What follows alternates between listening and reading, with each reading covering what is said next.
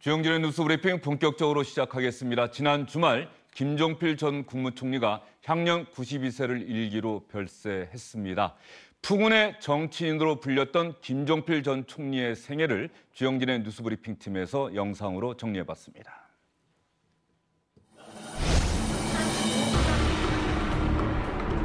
박정희 의장은 5.16 군사혁명의 직접적인 동기가 정치적 부패와 혼란에 있었음을 다시 상기시키면서 혁명정부는 금년 9월 1일기에 정치활동을 재개토록 해서 국내로서의 직무를 충실히 수행합니다.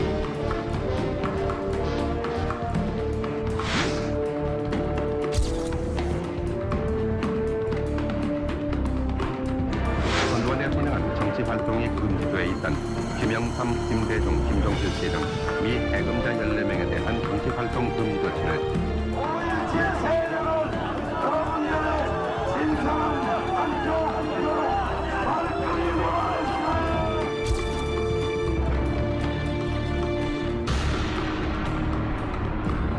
민주자유당의 역사는 상당한 선언하였습니다. 김 대표한테 기회를 주는 것이 난 도리라고 생각합니다. 세상 일은 믿지 않고 되는 일이 없어요. 믿고 하는 거예요.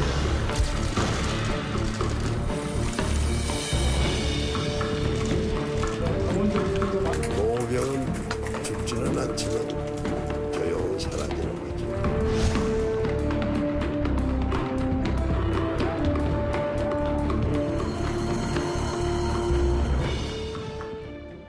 김대중 전 대통령, 김영삼 전 대통령, 그리고 김종필 전 국무총리 3김 시대가 역사의 뒤안길로 사라지게 됐다. 정치알파고 윤춘호 논설실장과 함께하겠습니다. 어서 오십시오. 네, 안녕하십니까? 윤춘호 실장도 김종필 전 총리 혹시 직접 취재하신 경험이 있으십니까? 있습니다. 저분이 이제 자민련 총재로 있을 때 DJP 연합 당시에 제가 이제 당시 자유민주연합을 출입을 했었고 그때 비교적 가까운 거리에서 김종필 전 국무총리를 대할 기회가 있었죠. 김종필 전 국무총리가 김대중 전 대통령과 연합을 한다. 상당히 충격적인 소식이었죠, 당시에? 그렇습니다. 이제 15대 대선을 앞두고 이루어진 일이었어요. 14대 대선 때 JP, 김종필 전 국무총리가 김영삼 전 대통령을 후보로 지지하면서 이제 김영삼 후보가 이제 대통령이 됐고요. 그 다음에 이제 어떻게 보면 반대, 정적 중에 정적이라고 할 수 있는 DJ의 김대중 대통령의 손을 잡아줄 거라고는 생각하기 힘들었었는데 대단한 일이었고요. 제가 보기에는 김종필 전 총재가 우리나라 민주화에 기여한 어떤 근거를 따진다 그러면 DJP 연합 결단을 내린 것, 그 부분이 첫 손가락에 꼽힐 거라고 봅니다. 지금 화면 보니까 이한동 전 국무총리가 빈소에 와서 조문하는 모습이 보이고 정진석 자유한국당 의원이 계속해서 상가를 지키고 있다. 상주 역할을 지금 하고 있는 모양이죠? 그렇습니다. 자신이 이제 상주를 자처하면서 상가에서 매일 상주하면서 지금 장례 절차 전체를 지금 총괄하고 있는 상황이죠. 시청자 여러분, 지금 화면에 계속해서 주요 정치인들이 김종필 전 국무총리의 빈소를 찾아서 조문하고 있는 모습을 보시고 계십니다. 유승민 전 바른미래당 공동대표, 추미애 민주당 대표의 모습까지 보이고 있는데요. 김종필 전 총리의 빈소를 찾은 정치인들은 과연 김종필 전 국무총리를 어떤 정치인으로, 어떤 어른으로 기억하고 있는지 직접 들어보시기 바랍니다. 한국 현대사의 오랜 주역이셨고 또 전임 총리이셨기 때문에 그 공적을 기려서 정부로서 소홀함 없게 모시도록 하겠습니다. 그 정권 교체에 큰 어떤 시대 책무를 다 하는데 함께 동행을 해주신 어르신으로서 늘 존경하는 마음으로 어렵게 못 살 때 박정희 대통령과 함께 조국 근대화를 해서 우리 국민들 잘 살게 만든 장본인입니다. 고인의 인생이 대한민국의 그 격동의 역사 그 자체였다고 생각을 합니다. 그 잘하신 거나 또 잘못된 거나 다 우리 역사고 5.16 군사 쿠데타의 주역이면서 동시에 평화적 정권 교체를 만들어낸 일원이기도 한 분입니다.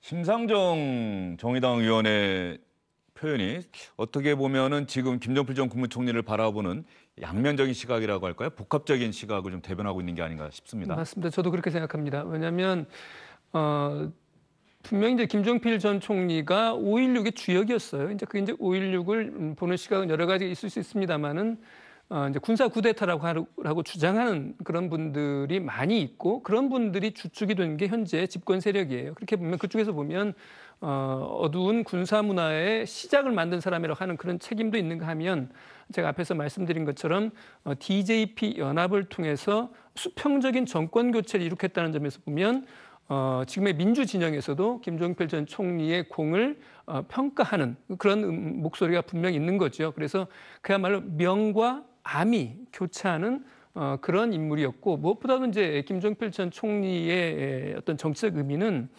1961년부터 비록 2004년에 이제 공식적으로 은퇴를 하는 걸로 돼 있습니다만은 타계한 그제까지도 계속 어떻게 보면 김종필 전 총리는 현역으로 60년 가깝게 한국 현대사에서 어떤 주역의 무대에서 한 번도 자리를 내려온 적이 없어요. 제가 보기에는. 그런 점에서 보면 굉장히 오랫동안 한국 현대사를 좌지우지한 그래서 김종필 전 총리를 빼고는 한국 현대사를 말하기 어렵다고 하는 말이 결코 과장이 아닐 것 같습니다. 예. 청와대 한병도 정무수석도 직접 빈소를 찾아서 문상하는 모습이 나오고 있습니다. 김종필 전 국무총리, 시청자 여러분 정말 어떻게 생각하시는지 궁금합니다. 김종필 전 총리를 흔히 정치권에서는 충청권의 맹주였다 이렇게 평가들을 하고 있죠. 이 충청권에서 김종필 전 총리의 뒤를 이으려던 사람들은 김종필 전 총리를 또 어떻게 기억하는지 그와의 추억을 어떻게 기자들에게 설명하는지 같이 들어보도록 하겠습니다. 우리 정치가 어렵고 또 산업화 과정도 어려울 때마다 참 그야말로 미래를 바라보는 그 해안을 가지고 우리 정치인들뿐만 아니라 국민들에게 희망을 주셨던 이런 정치인으로 올해 그 기억이 날 거로다 이렇게 생각합니다. 고인은 박정희 시대 또 전두환 노태우 시대 그리고 김영삼 김대중 시대에 통틀어서 중요한 활동을 많이 하셨죠. 그래서 고인을 빼고서는 한국의 현대 정치사를 말할 수 없을 만큼 그분의 활동이 많았다. 저는 JP가 믿어는 주셨지만 이쁨은 받지 못했어요. 왜냐하면 JP 속을 하도 많이 썩여서 저는 이쁨을 받지는 못했다. 저를 믿어는 줬지만 그런 개인적 많은 소외가 있다는 말씀을 드립니다. 반기문, 이회창, 이완구 이런 분들하고 김종필 전 총리와의 개인적 인연은 어떻게 됩니까? 일단 고향을 전부 이제 충청으로 두고 있는 그런 분들이죠. 이회창 총재는 물론 고향이 이제 거기는 아닙니다만 어떤 자기의 정치적 근거지를 이제 충청으로 상정하고 있는 분이니까 그런 인연들이 있는 것이고 그다음에 저분들이 이제 중요하게 이제 대권 후보랄지 이런 걸로 거론될 때마다 김종필 전 총리의 도움을 요청하고 때로는 김종필 총리하고 대립각을 세우기도 했죠. 대표적으로 이제 이회창 총리 같은 이가 이제 그런 경우겠습니다만은 정치적으로 반목하고 대립하기도 했습니다만은 어쨌든 정치적으로 계속 인연을 이어나가온 어떤 대표적인 인물들이라고 할 수 있겠죠.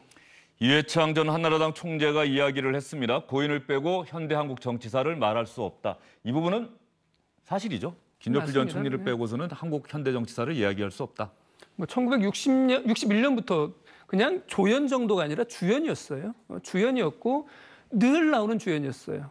늘 나오는 주연이라는 점에서 보면 연기를 잘할 때도 있었고 비판을 받을 때도 많이 있었지만은 어쨌든 무대에서 내려오지 않았던 그야말로 살아있는 현대사의 주역이었다 이렇게 평가할 수 있는 거죠. 선한 역도 하고 악역도 하고 어느 모습이 진짜 모습인지에 대한 평가가 엇갈리고 있다 이렇게 볼 수 있을까요? 그렇습니다. 그래서 지금 문재인 대통령의 조문 문제랄지 아니면 훈장 추서 문제랄지 이런 것을 두고 정치권부터 약간 의견이 엇갈리잖아요. 그만큼 아까 제가 그런 표현을 했습니다. 명과 암이라고 표현을 했습니다만은 그렇기 때문에 그에 대한 평가 역시도 이렇게 이제 타계한 직후까지도 아직 통일되지 못하고 다양한 평가가 나오는 것 같습니다.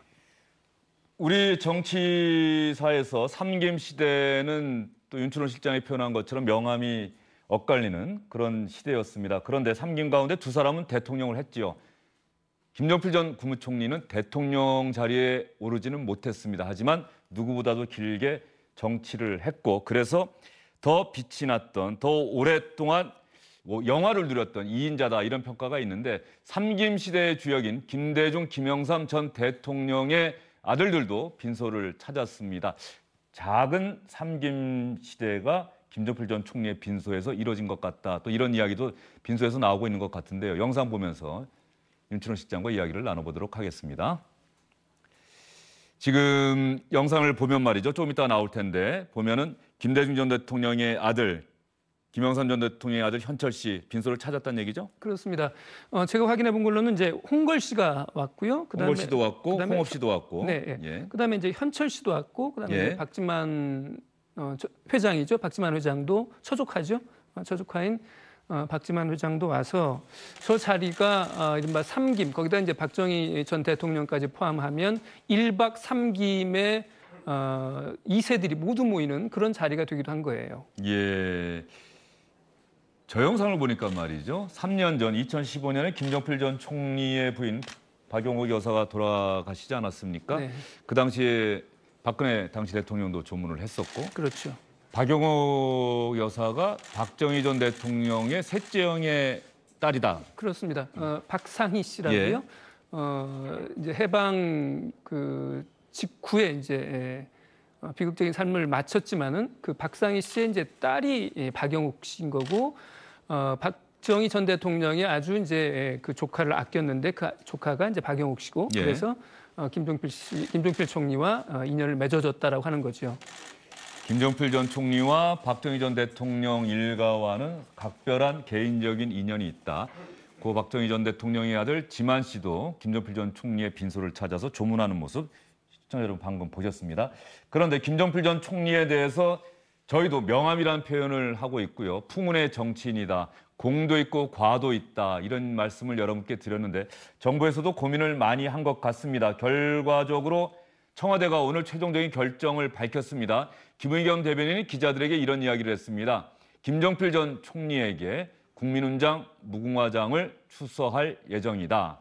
김부겸 행정안전부 장관이 준비되는 대로 추서할 예정이다. 이미 추서하겠다고 밝힌 거고요. 문재인 대통령은 추서하러 가는 김부겸 장관에게 유족에게 예우를 갖춰 애도를 표하라는 뜻을 전했다.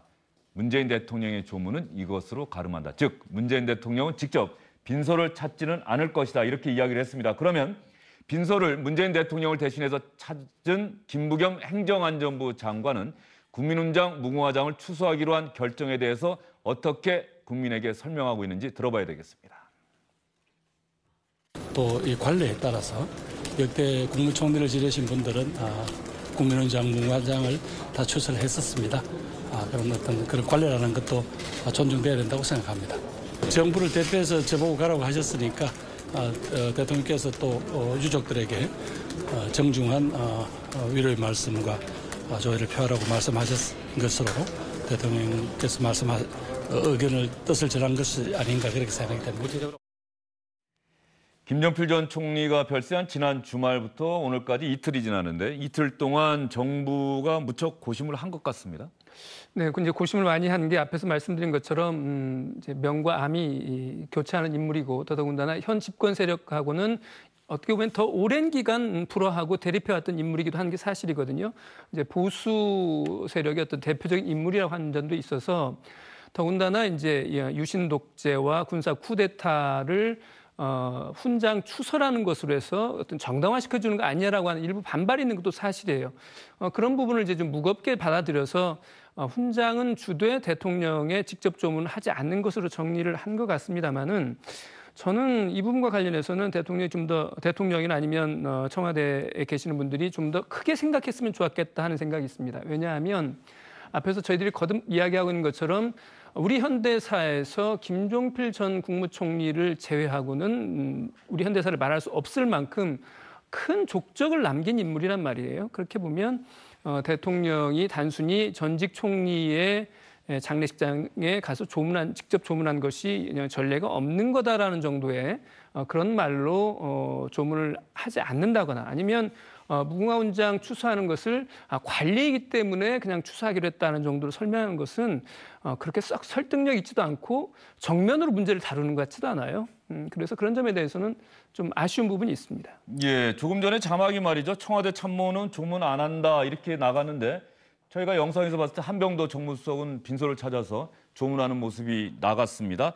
그 부분과 관련해서 청와대 해명이 정확하게 나간 건지는 저희가 좀 더 확인해 봐야 되겠습니다. 대통령이 직접 조문하는 경우는 없다라고 하는 예. 그런 취지의 이제 말인 거죠. 예, 이 부분과 관련해서 조금 전에 그 윤춘호 실장이 말씀하셨는데 현직 대통령이 전직 총리의 빈소를 찾아서 조문한 경우는 박근혜 전 대통령이 유일하다. 아마 이런 설명이 있는 것 같습니다. 남덕우 전 총리. 그렇습니다. 남덕우 전 총리가 타계했을 때 박근혜 당시 대통령이 조문을 했었고요. 그다음에 이제 박태준 전 포철 회장이 타계했을 때도 이명박 당시 대통령이 조문한 경우가 있어요. 예. 이제 다만 그렇게 했기 때문에 꼭 전례가 없다 있다 말할 수 있는 건 아니고요. 더더군다나 거듭 말씀드리지만 물론 대통령이라고 하는 자리를 거치지 않았지만 김종필 전 국무총리의 정치적 위상이나 국민적 지명도나 여러 가지를 봤을 때는 저는 대통령이 조문을 한다 해도 저는 문제가 되지 않는다고 생각하는 쪽입니다. 예, 현직 대통령이 직접 조문한 경우는 박근혜 전 대통령이 유일하다고 하는데요. 아마도 이명박 대통령은 전직일 때 아마 간 게 아닌가. 저희가 좀 더 확인이 좀 필요할 것 같습니다. 네. 그런 기사가 있는 것 같고요.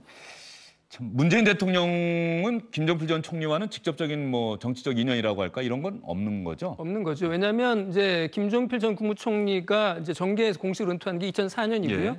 그다음에 이제 문재인 대통령이 2011년 경우에 이제 정치권에 데뷔를 했기 때문에 그 시절에는 청와대에만 있었고 그렇습니다. 예. 그렇기 때문에 정치인 대 정치인으로 만난 경우는 거의 없다고 봐야 되고 그다음에 이제 문재인 대통령의 저서나 그다음에 이제 문재인 대통령에 대한 김종필 전 총리의 이야기를 들어보면 서로 뭐 그렇게 좋은 평들을 주고받건 하지는 않았어요. 예. 않았지만 2015년 2월에 이제 박영규 여사가 타계했을 때 당시 문재인 당시 대표죠. 새정치민주연합의 대표 자격으로 부인 사망했을 때 이제 조문을 했었거든요. 뭐 그런 인연을 보면 개인적 친분의 문제가 아니고 정치적 상징성의 문제 아니겠어요? 대통령이라고 하는 자리가 국민 통합을 상징하는 자리라고 그런다고 그러면 저는 대통령이 김종필 총리라고 하는 현대사의 거목의 장례식에 가는 것도 나쁘지 않았겠다는 생각이 거듭 드네요. 네, 윤춘호 실장은 그렇게 생각하는데 어쨌든 청와대에서는 문재인 대통령은 직접 빈소를 찾지 않는 것을 결론 내렸고 대신 국민훈장 무궁화장을 김종필 전 총리에게 추수하기로 했다. 여기까지 윤춘호 실장과 이야기하겠습니다. 수고 많으셨습니다.